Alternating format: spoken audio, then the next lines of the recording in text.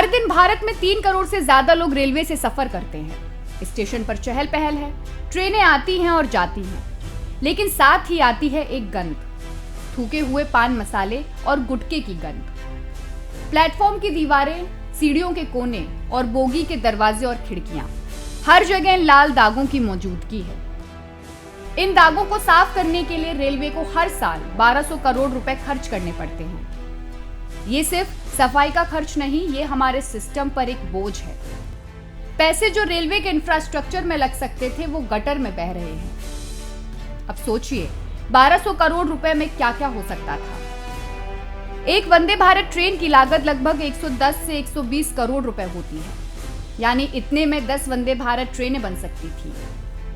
एक राजधानी ट्रेन बनाने में लगभग 75 करोड़ का खर्च आता है, यानी इतने पैसे से 16 राजधानी ट्रेनें तैयार हो सकती थी। या फिर छोटे स्टेशनों पर कई नई सुविधाएं दी जा सकती थी, जैसे स्वचालित सीढ़ियां, आधुनिक वेटिंग रूम और बच्चों के लिए प्ले एरिया।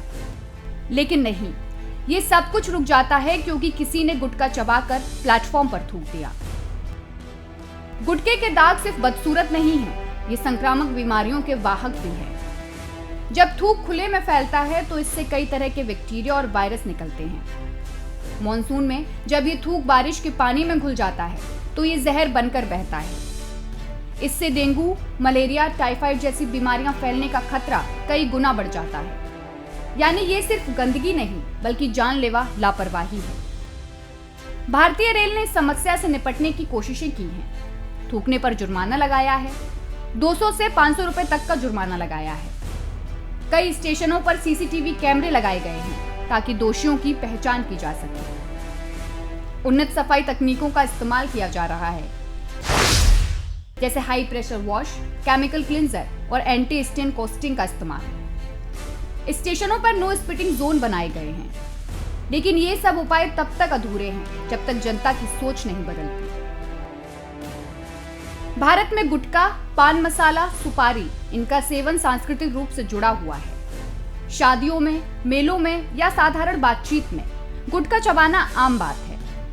लेकिन समस्या तब शुरू होती है जब लोग इसे सार्वजनिक जगहों पर थूकते हैं। ये अनुशासन की कमी दिखाता है, ये सार्वजनिक संपत्ति के प्रति असम्मान दिखाता है और ये अन्य यात्रियों के प्रति लापरवाही दिखाता है। हमारी आदत बन गई है कि थूक दिया कोई बात नहीं, सफाई वाले हैं, साफ कर देंगे। लेकिन क्या यही सोच हमें आगे ले जा सकती है? रेलवे को हमेशा अपनी संपत्ति माने, जैसे आपका अपना घर हो वैसे रेलवे की संपत्ति भी आपकी अपनी घर जैसी ही है। आप रेलवे को नहीं खुद के घर की क्षति पहुंचा रहे हैं, इसीलिए आप कृपया करके इधर उधर ना थूके। धूम्रपान रेलवे के कैंपस के अंदर ना करें। वैसे भी धूम्रपान सेहत के लिए बहुत हानिकारक होती है। हम आप सभी लोगों से रिक्वेस्ट करते हैं अपने रेलवे की सुरक्षा अपने हाथों में रखें। अब समय है कि हम जिम्मेदारी लें। अगर आप गुटखा खाते हैं तो पाउच साथ रखें। थूक घर जाकर करें या टॉयलेट में करें। दूसरों को थूकते हुए देखें तो उन्हें टोकें और समझाएं। जागरूकता फैलाएं अपने दोस्तों में, परिवार में, सहयात्रियों के बीच में। स्वच्छ भारत सिर्फ एक सरकारी नारा नहीं है, ये आपकी, मेरी और हमारी जिम्मेदारी है। कुछ स्टेशन ऐसे हैं जहां बदलाव की मिसाल पेश की गई है, जैसे इंदौर स्टेशन लगातार 5 बार सबसे साफ स्टेशन रहा है। सूरत, जहां गुटखा थूकने पर जुर्माना और सोशल वर्क कराया जाता है।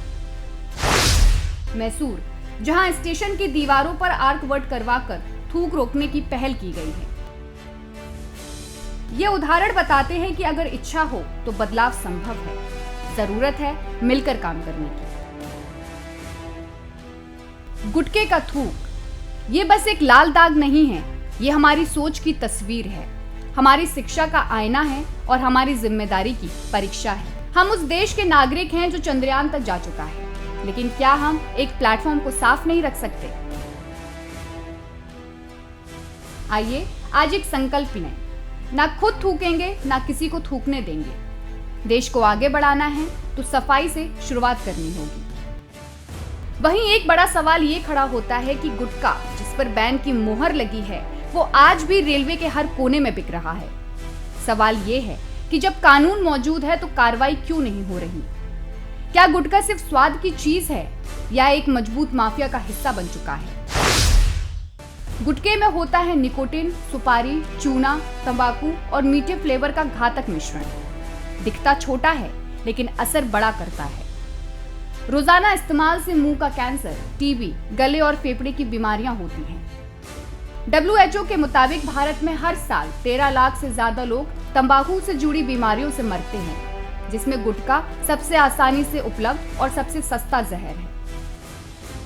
सवाल है कि क्या ये मौत की पुड़िया आम जनता के जीवन में घुल चुकी है? जो लोग ट्रेनों में गुटखे वगैरह खाते हैं या तम्बाकू खाते हैं और ट्रेनों में थूक देते हैं, ये लिटरली बहुत गलत आदत है। लोगों को भी इसमें सुधार करना चाहिए और गवर्नमेंट को भी चाहिए कि हमारी ट्रेनों में साफ सफाई रखे, क्योंकि आजकल हमारी ट्रेनें आप अगर कंपेयर करोगे विदेशों से तो इतनी गंदी होती हैं। तो गवर्नमेंट को उसमें इनिशिएट करना चाहिए, साफ सफाई रखे ट्रेनों में, और लोगों को भी थोड़ा सा सुधार करना चाहिए कि गुटखा ना खाएं और ना थूकें ट्रेनों में, अपनी तरफ से भी साफ सफाई बना के रखें।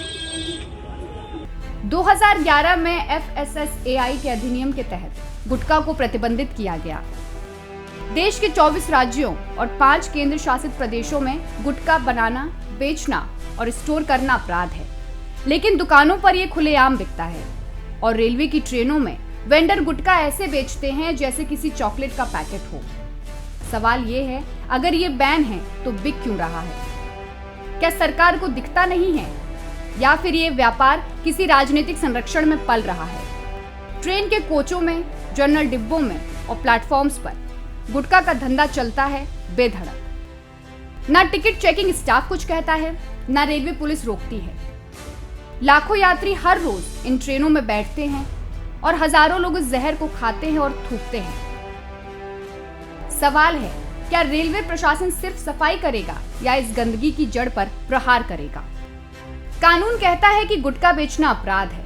रेलवे एक्ट कहता है सार्वजनिक जगह पर थूकना दंडनीय है। लेकिन जमीनी हकीकत क्या है? स्टेशन पर बिकता है, ट्रेन में खाया जाता है और प्लेटफॉर्म पर थूका जाता है। ज्यादातर वेंडर बिना लाइसेंस के होते हैं। क्या रेलवे को ये नहीं दिखता? क्या CCTV सिर्फ शोपीस है? क्या RPF सिर्फ टिकट जांचने के लिए है? सवालों की लिस्ट लंबी है, लेकिन जवाब कहीं नहीं है। अगर गुटखा जहर है तो फिर पूरे देश में इसे पूरी तरह बैन क्यों नहीं किया गया? क्यों कुछ राज्यों में अभी भी इसकी बिक्री अलग नामों से जारी है? क्यों सुपारी और तंबाकू को अलग अलग बेचने की छूट है जब दोनों मिलकर गुटखा बनाते हैं? क्या सरकार राजस्व के लालच में इस जहर की अनदेखी कर रही है? क्या राजनीतिक पार्टियां इस माफिया से डरी हुई हैं? और क्या आम जनता की जिंदगी की कीमत इतनी सस्ती हो गई है? गुटखा अगर बैन है तो फिर जमीन पर इसकी लाली क्यों है? गुटखा अगर जहर है तो फिर सरकार चुप क्यों है? जवाब चाहिए कागजों में नहीं, जमीन पर। क्या आप भी जिम्मेदारी को महसूस करते हैं? तो अगली बार ट्रेन में गुटखा बेचते हुए किसी को देखें तो सवाल पूछिए, क्योंकि जब जनता सवाल करती है तो सिस्टम जवाब देने पर मजबूर होता है।